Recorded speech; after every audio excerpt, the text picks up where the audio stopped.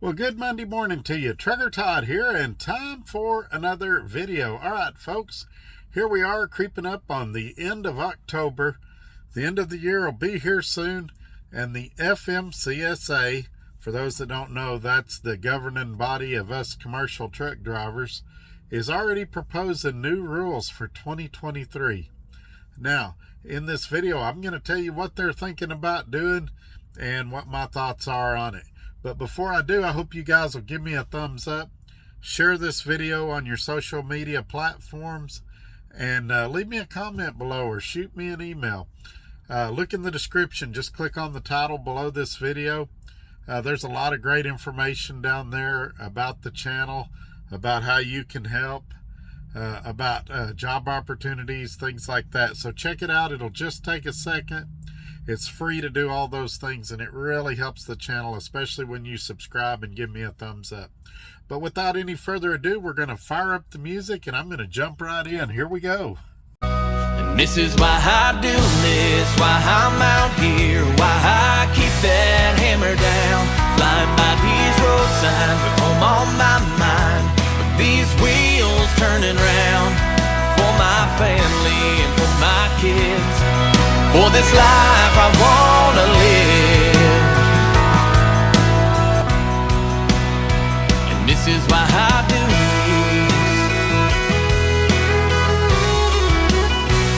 this. Alrighty, we're back.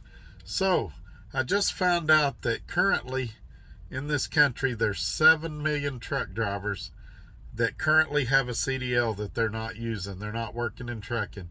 So, we don't have a trucking shortage, but we definitely have a lot of truck drivers that, for whatever reason, don't want to be a truck driver right now.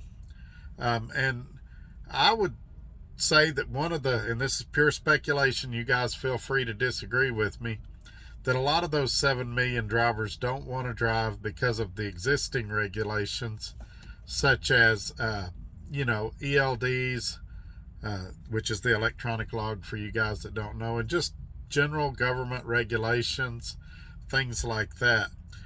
So the FMCSA, in their wisdom, is proposing yet more regulations. Now, I believe they do this. I'm not totally skeptical. I think they do some of it with safety in mind, but some of it I think they do just to justify their jobs. If they're not proposing something every year, what do we need them for? And I'm not a big fan of a lot of these things that they're proposing, even though I already do some of the things they're proposing, and I'll explain it in this video. But let's start with the first one. By the way, I found this article on Freight Waves. I'll include a link in the description below for you guys that want to check out the article. But the first thing they want to propose has an estimated publication date of January 18th of 2023, is they're wanting to integrate ADS trucks into the regulations. And basically an ADS truck is a truck with an automated driving system, basically a driverless truck. Now, I'll be the first to tell you those don't exist yet. All of the automated trucks still require a driver to be in the cab, but they've got to come up with things like how to inspect them, what's required in repairs, maintenance regulations that prioritize safety and security. I think it's jumping the gun. I realize why they got to do it now, but we're years away from automated trucks that could do day-to-day operations. Could they use them like from Dallas to Houston like they've been testing them? Maybe. I'm waiting to see when there's the first major accident, who do you sue? And so this is all going to be, we're in a new frontier in trucking with this stuff.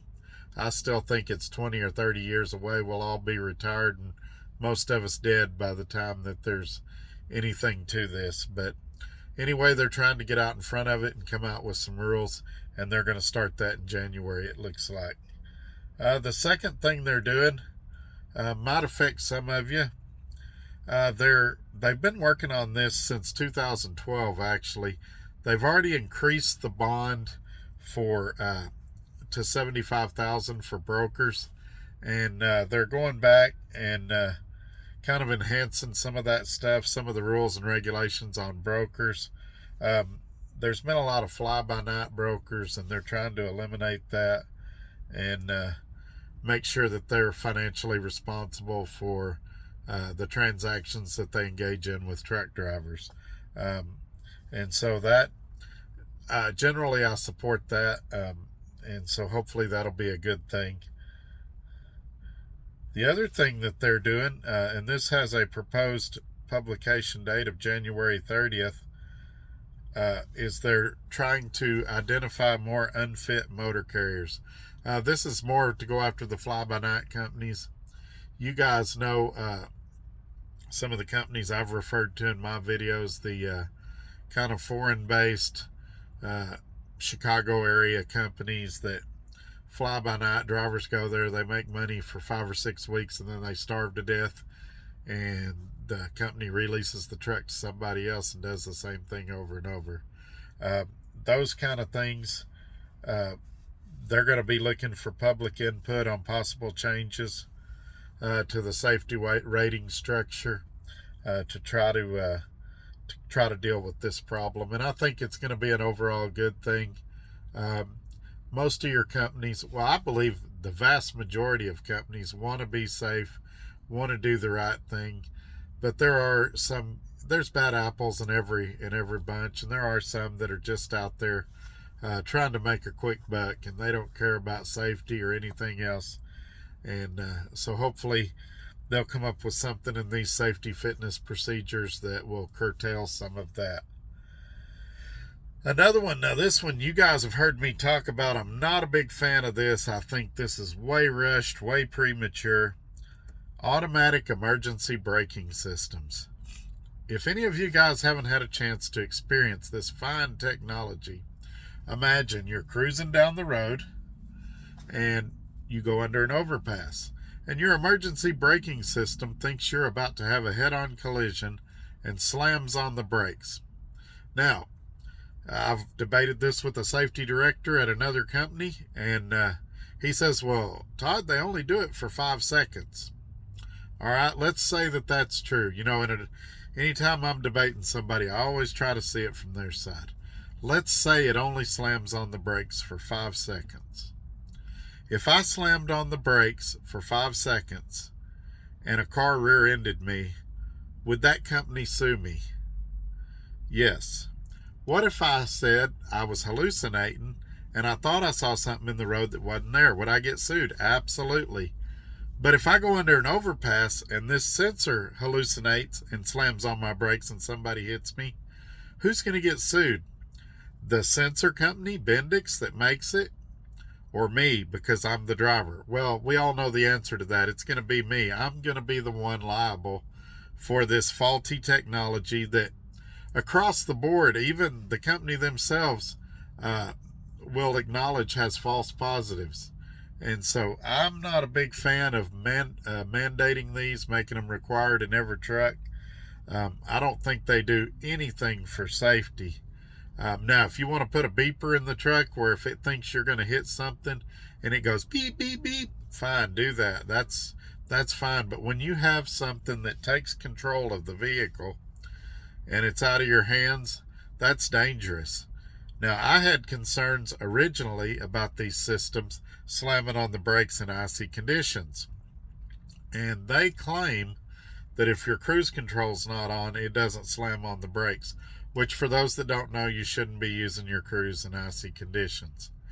But I've had it happen. I can have my foot on the gas, not in this truck, but in previous trucks, and it slam on the brakes anyway.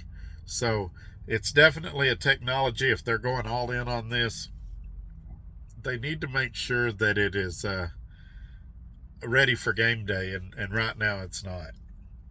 And so they've got a proposed publication date of January 30th on this. So they're really wanting to hit the ground running on the automatic emergency braking systems. Now here's one that will boil everybody's blood. Heavy vehicle speed limiters. Now, let me say something about this. My answer is going to shock you.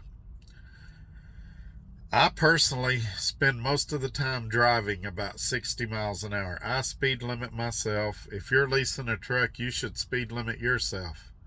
I've had triple digit trucks in my life, and even my truck prior to this one ran, I believe it was 70 or 75. But most of the time I drive about 60 for fuel economy. Having said that, I'm opposed to speed limiters. I believe that you should be able to do the speed limit if you want to. I would propose, if they're going to do it, they haven't put a specific speed there yet, but if you're going to do speed limiters, take the highest speed limit state that truck is registered in. As far as I know, it'd be Texas. There's a couple of spots that are 85 and governed trucks at 85. If you're going to do it based off the steer tires, which is bogus, and I'll tell you why that's bogus. They've got them set at 75 on a lot of steer tires. Folks, back in the day, we were doing over 100. These speed tires can handle more. 75 was done by insurance companies and these big trucking companies as a way to have some meat on the bone when they start arguing speed limiters. But even at 75, govern them all at 75. I will guarantee you the FMCSA is not considering 75. The numbers I've heard, they're considering between 60 and 65. And I say, if this is such a great idea, let's do it to everybody. Forget over 26,000 pounds. If speed limiters are so safe and they save so much fuel and they're so much better for the environment, let's govern cars too. Whatever speed you want to set trucks at, let's govern cars at that same speed. And then let's see how long that lasts. But they're not going to do that. They, the government likes to divide and conquer, and they're going to pick on trucking because it's a lot smaller group of people. And the average Joe that's voting, or Jane or Joe, whoever's voting, is going to say, well, it doesn't affect me. I don't care. And if it's safer for the environment, let's do it. But if these speed limiters, you want to cut trucks to 60 or 65, fine, do cars the same way. And I think you'll see that will go away. They've been trying to do this for years.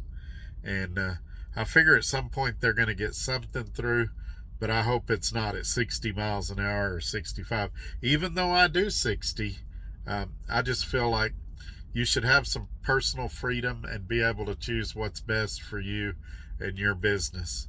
And now if you're a company driver and your company wants to restrict the speed of the truck, then that's certainly their right to do that, and you can choose if that's a place you want to work or not.